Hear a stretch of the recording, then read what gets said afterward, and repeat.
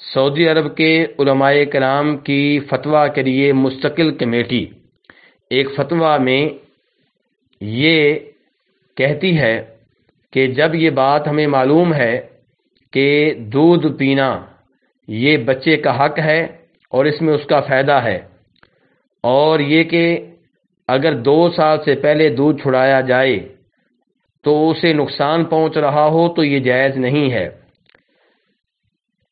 اس لیے ماں کے لیے جائز ہے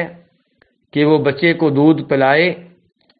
2 سال کے بعد بھی پلانا چاہے تو جائز ہے اگر اس میں بچے کا فائدہ ہو، اور اگر دودھ چھڑانے کی صورت میں بچے کو نقصان پہنچنے کا اندیشہ ہو۔ اس کے بعد امام ابن قیم رحمہ اللہ کا انہوں نے یہ قول نقل کیا ہے جس میں وہ کہتے ہیں کہ جائز ہے کہ ماں 2 سال کے بعد بھی اپنے بچے کو دودھ پلائے۔